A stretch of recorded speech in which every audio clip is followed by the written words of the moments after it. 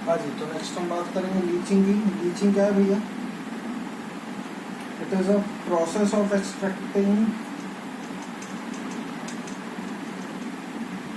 Solid substance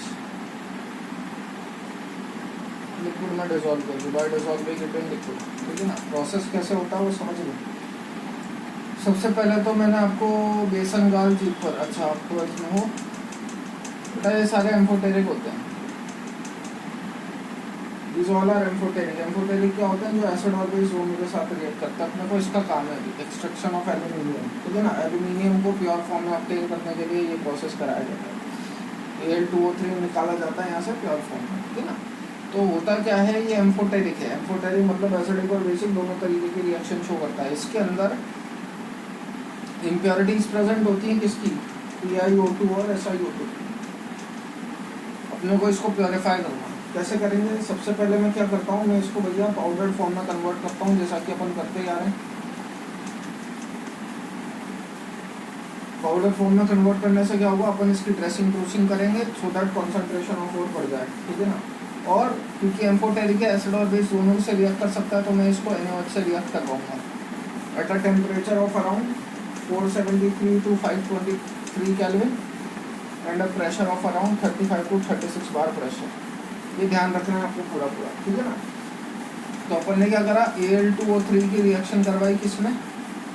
NaOH के साथ in the presence of water. आपको एक कॉम्प्लेक्स कंपाउंड मिलेगा 2NaAlOH की होल पावर 4। अब इसकी रिएक्शन ये बेसिक है नेचर में। ठीक है ना? इसके रिएक्शन में करवाता हूँ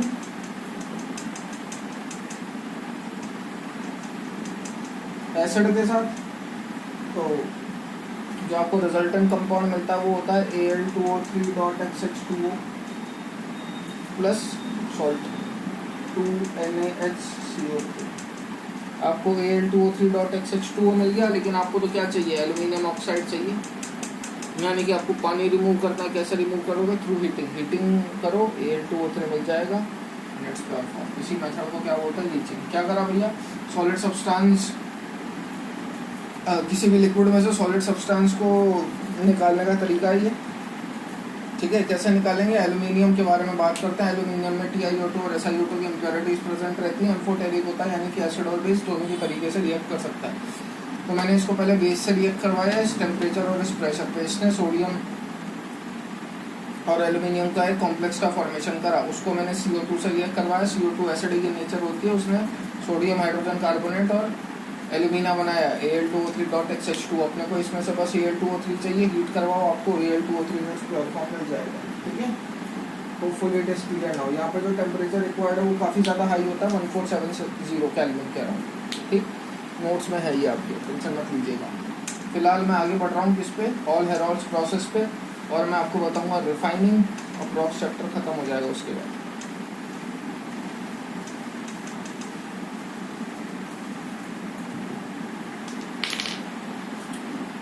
ऑल हेरोल्ड्स प्रोसेस, ध्यान से सुनिएगा, बहुत इंपॉर्टेंट प्रोसेस है। ऑल हेरोल्ड्स प्रोसेस के अंदर क्या होता है, ये आपका एक आयरन का कंटेनर होता है। ठीक है ना? यहाँ से आप Al2O3 डालते हो, आपको Al2O3 में से एल्यूमिनियम निकालना होता है। ठीक है? लेकिन दिक्कत क्या है, ये जो नीचे वाली लेयर है,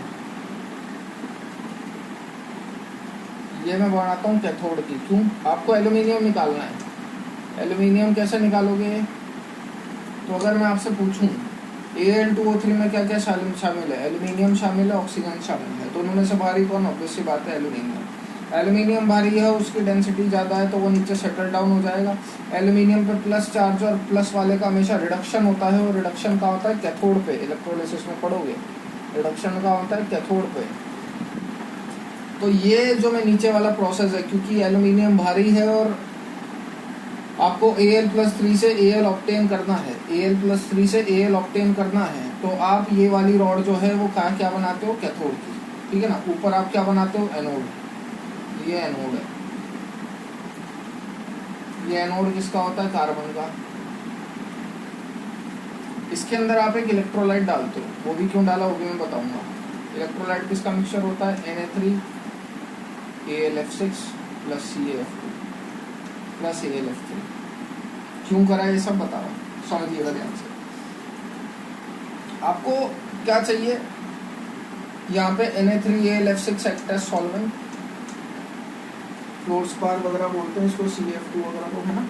ध्यान से सुनिएगा, आपको क्या चाहिए यहाँ से Al2O3 आया, इसके बगल में भी एक इंसुलेटेड कंटेनर होता है। अब समझिएगा Al2O3 का जो मेल्टिंग पॉइंट होता है बेटा, ध्यान से सुनना, वो 2030 डिग्री सेल्सियस होता है। एनसीईआरटी में इतनी डिटेल नहीं गिवन, बता रहा हूँ फिर भी, सो दैट समझ में आ जाए। वो तो आपको कुछ समझ में नहीं आएगा। Al2O3 का जो मेल्टिंग पॉइंट होता है वो कितना होता है 2030 डिग्री सेल्सियस, 2030 डिग्री सेल्सियस। अब इसके अंदर Al2O3 को अगर आप मेल्ट कराने जाओगे तो इस आयरन रॉड के अंदर, जिसके अंदर आपका Al2O3 भी प्रेजेंट है, इसके अंदर यहाँ से Al2O3 आ रहा है तो इसके अंदर Al2O3 भी प्रेजेंट है। इस Al2O3 को मेल्ट कराने जाओगे तो इसका टेम्परेचर इतना ज़्यादा, ये आयरन की रॉड ही मेल्ट हो जाएगी। तो अपन क्या करते हैं, अपन इसका टेम्परेचर डिक्रीज करने की कोशिश करते हैं। तो ये जो आपने अंदर मिक्सचर डाला ना Na3AlF6 CF2 और AlF3, ये इसका टेम्परेचर कम करने की कोशिश करता है। ये इसका टेम्परेचर, मेल्टिंग टेम्परेचर डिक्रीज करके ले आता है 950 डिग्री सेल्सियस तक। समझ में आया ना, क्योंकि इस डिग्री सेल्सियस पे अगर मेल्ट करोगे तो आयरन की रॉड ही जल जाएगी। तो ये क्या करता है, ये इसके टेम्परेचर को कम करता है, 950 डिग्री सेल्सियस तक ले आता है। ठीक है, अब हुआ क्या, Al2O3 की बात करूंगा तो यहाँ पे कैथोड पे चिपकेगा मेटल, मेटल का क्या हो जाएगा रिडक्शन, तो यहाँ से आपको क्या मिल जाएगा प्योर एल्यूमिनियम। वो प्योर एल्यूमिनियम आप यहाँ से एक्सट्रैक्ट कर लो, यहाँ पे आपने डब्बा लगा रखा है, यहाँ पे आपको प्योर एल्यूमिनियम मिल जाएगा। ठीक है, बात आ जाती है इसकी, भैया ऑक्सीजन भी तो है, ऑक्सीजन क्या -2 में है, ठीक है ना। वो क्या करेगा, 2 इलेक्ट्रॉन गेन करेगा और O2 में कन्वर्ट होगा। वो O2 क्या होती है, इस पे जाके चिपक जाती है, इसकी रॉड है कार्बन की, और वो कार्बन के साथ मिलके क्या बना लेती है C+O2 CO2 या CO। एक्स्ट्रा और पार्ट बता देता हूँ, कार्बन के साथ चिपक के वो CO2 बना लेती है, जिसकी वजह से इसकी डिटोरिएशन रेट बढ़ जाती है, हिंदी में समझ ले खत्म होने की टेंडेंसी बढ़ जाती है। भाई कार्बन था पहले, प्योर कार्बन था, उसके साथ ऑक्सीजन चिपक गया तो कार्बन खत्म होने लग गया ना। तो अगर आपको इसकी डिटोरिएशन रेट कम करनी है बेटा, तो यहाँ पे क्या करो, कार्बन पाउडर डाल दो, ब्लैक कलर का होता है। तो ऑक्सीजन क्या करेगी, इसके साथ चिपकने की बजाय इसके साथ चिपक जाएगी, और CO2 तो आपको तब भी मिलनी है, ब्लैक कलर का पाउडर डाल दो। इससे आपका कार्बन का ग्रेफाइट का रॉड भी बच जाएगा और एल्यूमिनियम भी आपका प्योरीफाई हो जाएगा। तो it is clear now. Now we will move on to refining. Paul Harold process बहुत इंपॉर्टेंट है, ध्यान रखना। चलो एक और बताते हैं, ब्लास्ट फर्नेस है ना, सुन रखा होगा वैसे आपने, सब पढ़ रखा है, 9th-10th में आता है, भूल गए वो अलग बात होगी, है ना। देखिए ब्लास्ट फर्नेस के अगर बेसिस पे जाएं तो डायग्राम जो है वो कुछ ऐसा होगा।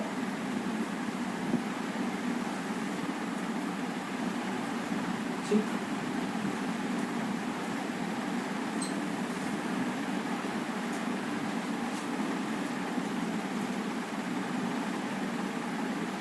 हर्थ बोलते हैं इसको, ठीक है ना। नीचे वाला जो पार्ट होता है कंपैरेटिवली उसे हर्थ बोलते हैं। ये इसको अपने पेट की तरह ही मान के चलना भैया, ठीक है ना। ब्लास्ट फर्नेस का डायग्राम में जो 2 लेयर होती है, 70-80 फीट का होता है।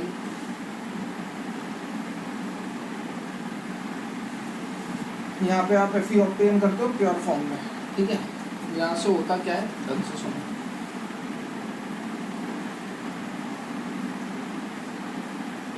इसको नोट्स में कुछ दिखाई ना दे, वो एनसीईआरटी खोल के देख लेना, सेम है।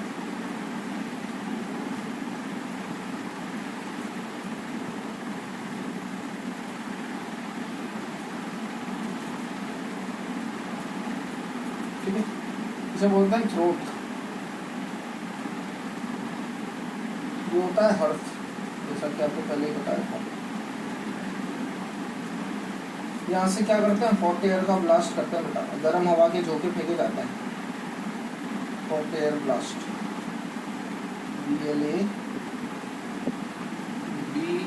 BLAST, hot air blast. यहाँ से गर्म हवाएं आती हैं, 70-80 फीट का होता है, यहाँ से आप क्या करते हो, मिक्सचर डालते हो किसका, Fe2O3 plus carbon plus limestone का। होता क्या है,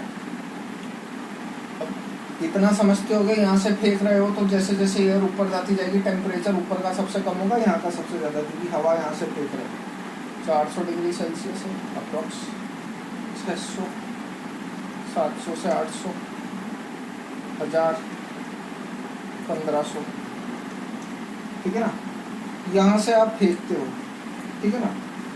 तो जैसे जैसे गर्म हवा के झोंके आते हैं Fe का क्या हो जाता है बेटा, रिडक्शन होना चालू हो जाता है, ठीक है ना। रिएक्शन में लिख रहा हूँ यहाँ पे जो चलती है Fe2O3 कार्बन के साथ, यहाँ से आपने ऑक्सीजन फेंकी है, कार्बन मोनोऑक्साइड के साथ रिएक्शन करता है, Fe3O4 प्लस CO2 बनाता है। फिर और नीचे जाओगे तो अब Fe3O4 का रिडक्शन होता है, CO बनता है, FeO प्लस CO2। और नीचे जाओगे तो अब FeO का रिडक्शन होगा, CO की प्रेजेंस में आपको क्या मिल जाएगा, Fe प्लस CO2। लेकिन प्योर Fe नहीं मिलता, यहाँ पे अभी भी थोड़ा बहुत FeO बचा हुआ रहता है, वो कार्बन के साथ कंबाइन करके Fe plus CO, Fe solid बना लेता है, प्लस CO मिल जाता है। अब बात आ जाती है कैल्शियम कार्बोनेट भी तो प्रेजेंट है, तो कैल्शियम कार्बोनेट का क्या होगा, कैल्शियम कार्बोनेट को जब आप हीट करते हो, अंदर लिख रहा हूँ मैं रिएक्शन, तो आपको CaO प्लस CO2 मिलती है, ठीक है ना। मैं बता रहा हूँ ये चीज़ें कहाँ से आई, ये जो CO डाल रहे हो ना, ये कहाँ से आया, कैल्शियम कार्बोनेट डाला, कैल्शियम कार्बोनेट को हीट करोगे तो CO प्लस CO2 मिलेगी, ये CaO SiO2 के साथ मिल गई, CaSiO3 की स्लैग बना लेती है, ठीक है। कार्बन के बेसिस पे बात करोगे तो कार्बन इसके अंदर प्रेजेंट है, कार्बन O2 के साथ रिएक्ट करके CO2 बनाएगा, CO2 वापस कार्बन से रिएक्ट करके CO बना लेती है, और वही CO इसके साथ रिएक्ट करती है। समझना है एक बार क्या होगा। यहाँ से आप गर्म हवा के झोंके फेंकते हो, ऊपर से आप ये मिक्सचर डालते हो, ऊपर से जैसे ही आप मिक्सचर डालते हो तो यहाँ से आपने ऑक्सीजन फेंकी, ऑक्सीजन क्या करती है, कार्बन के साथ रिएक्ट करके CO2 बनाती है, रेस्ट CO2 बाकी कार्बन से रिएक्ट करके CO बनाता है, वो CO इस Fe2O3 के साथ रिएक्शन करके Fe बनाती है, वो CO2 इस Fe2O3 के साथ रिएक्शन करके Fe बनाती है। कैल्शियम कार्बोनेट की बात आ जाती है, तो कैल्शियम कार्बोनेट को जब आप हीट करोगे तो CO प्लस O2 मिलेगा, और कैल्शियम सिलिकेट की आपकी स्लैग बन जाती है। वो स्लैग क्या होती है, ऊपर ऐसे तैरती रहती है, और आपको Fe नीचे क्या मिल जाता है, प्योर फॉर्म में। यहाँ पे आप क्या करो, एक पाइप लगाओ, यहाँ से कनेक्ट कर लो, यहाँ से आपको Fe प्योर फॉर्म में मिल जाएगा। ये जो आपको Fe ऑक्टेन होता है, ये अप्रोक्सीमेटली 98% तक प्योर होता है।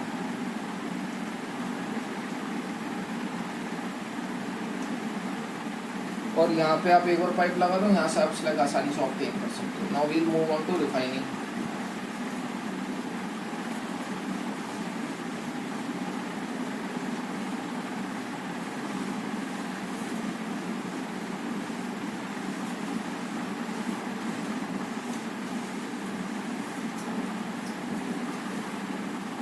सबसे इम्पोर्टेंट होता है रिफाइनिंग।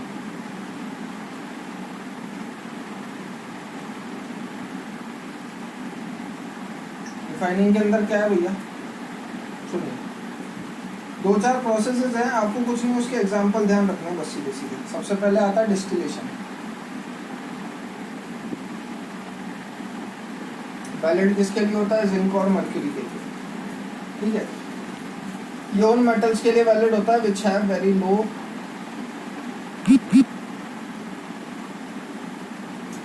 बॉइलिंग पॉइंट,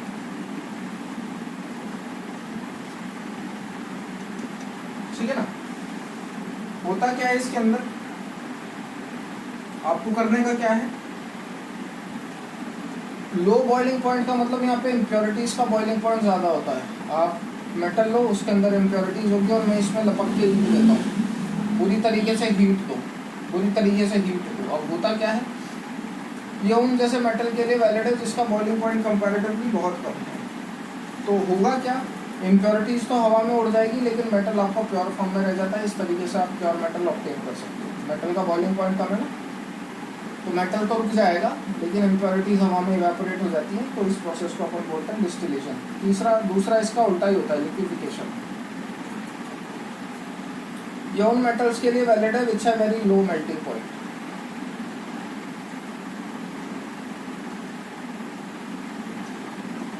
एग्जाम्पल के तौर पे बात करें, टिन हो गया, SP हो गया, SN हो गया, ठीक है ना। इसके अंदर क्या होता है, ऐसी लेयर होती है, स्लाइडिंग सरफेस होती है, उस स्लाइडिंग सरफेस पे आप अपना मेटल लो। अब क्योंकि मेटल का मेल्टिंग पॉइंट कम है तो वो तो पिघल के नीचे चल जाएगा, इम्प्योरिटीज पीछे रह जाती हैं, तो इस तरीके से आप प्योर मेटल ऑब्टेन कर सकते हो। तीसरी होती है इलेक्ट्रोलाइटिक रिफाइनिंग।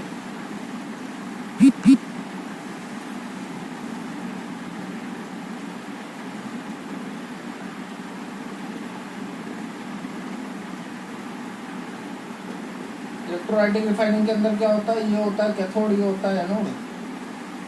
होगा क्या, कैथोड पे कैटायन आके एब्स्ट्रैक्ट हो जाएगा, जैसे ही आप करंट पास करोगे एनोड पे एनायन आके एब्स्ट्रैक्ट हो जाएगा, रेस्ट इम्प्योरिटीज नीचे रह जाएगी।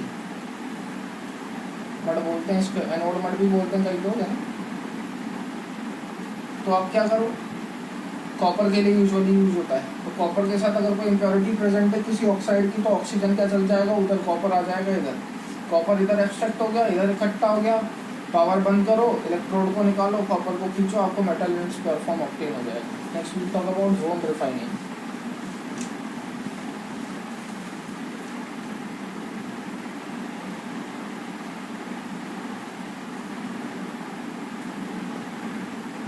जोन रिफाइनिंग के अंदर क्या होता है भैया, ये लिक्वेशन का थोड़ा सा उल्टा होता है। लिक्वेशन के अंदर क्या होता था, मेटल का मेल्टिंग पॉइंट कम होता था, इसके अंदर इम्प्योरिटी का मेल्टिंग पॉइंट कम है। अपन क्या करते हैं, ये होते हैं रोलर, आप इस रोलर को हीट करते हो, इसका टेम्परेचर होता है बहुत ज़्यादा, आप इस रोलर को हीट करते हो और ऐसे ऐसे घुमाते हो, इस रोलर को हीट करते हो और ऐसे ऐसे घुमाते हो। रोलर का टेम्परेचर बहुत ज़्यादा है, रोलर का टेम्परेचर बहुत ज़्यादा होने की वजह से डब्बे का टेम्परेचर बहुत ज़्यादा हो जाता है, डब्बे का टेम्परेचर बहुत ज़्यादा होने की वजह से इस अंदर जो आपने रॉड रखी है जिसके अंदर इम्प्योरिटी और मेटल दोनों प्रेजेंट है, उसका टेम्परेचर भी बहुत ज़्यादा बढ़ जाता है। अपन ने क्या बोला, इम्प्योरिटीज़ का मेल्टिंग पॉइंट कम है, तो इम्प्योरिटीज़ क्या हो जाती हैं, ऐसे पीछे पिघलने लग जाती हैं और मेटल जो है आगे स्लाइड करने लग जाता है। इस तरीके से आप मेटल को प्योर फॉर्म में ऑब्टेन बहुत आसानी से कर सकते हैं, ठीक है। होपफुली ये क्लियर हुआ। नेक्स्ट होता है वेपर फेज रिफाइनिंग।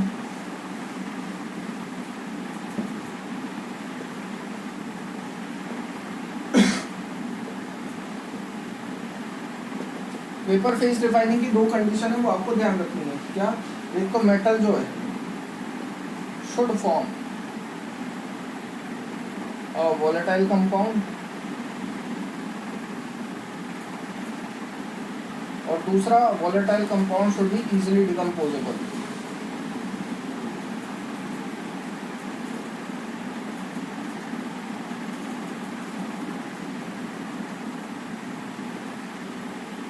ठीक है ना। इसके अंदर आते हैं दो प्रोसेस बेटा, एक होता है मॉन्स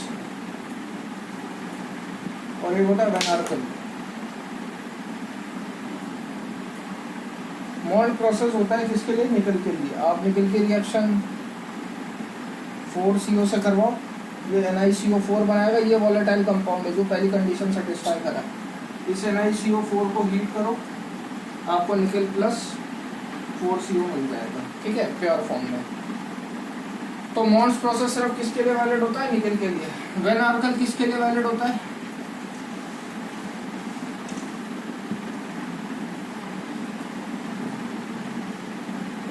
वैन आर्कल वैलिड होता है जिरकोनियम और टाइटेनियम के लिए। करना सेम ही है, जिरकोनियम की रिएक्शन 2I2 से करा दो, वो ZrI4 बना देगा।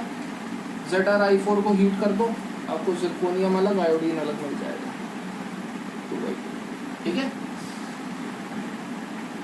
एक क्रोमेटोग्राफी मेथड भी होता है, सुनी लो, वो भी हालांकि इतना इम्पोर्टेंट नहीं। ऐसी एक ट्यूब होती है, इसके अंदर अलग अलग लेयर्स होती हैं। यहाँ से आप क्या करते हो, अपना जो भी मेटल की फॉर्म है वो डालते हो। अब होता क्या है, ये बेस है on the basis of adsorption tendency. Adsorption में बता ही चुका। इम्प्योरिटी की अलग अलग एड्सॉर्ब करने की टेंडेंसी होती है, तो यहाँ पे बड़ी इम्प्योरिटीज एड्सॉर्ब हो जाएंगी, यहाँ पे उससे छोटी, यहाँ पे उससे छोटी, यहाँ पे उससे छोटी और यहाँ पे उससे छोटी, ठीक है ना। तो फिल्टर करने का काम करती है, पहले ऊपर बड़ी इम्प्योरिटीज, उससे छोटी, उससे छोटी, उससे छोटी, और नीचे आपको element in its pure form मिल जाएगा। ये होता है क्रोमेटोग्राफी मेथड, ठीक है। और एक दो प्रोसेस और सुन लो।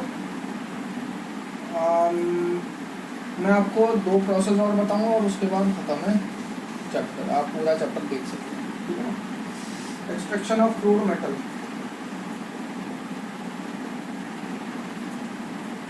इसके अंदर 2 चीज़ें आती हैं बेटा, एक होता है कैल्सिनेशन और एक होती है रोस्टिंग। पहले कैल्सिनेशन बता देता हूँ। कैल्सिनेशन कार्बोनेट और वाटर ऑफ क्रिस्टलाइजेशन के लिए वैलिड है,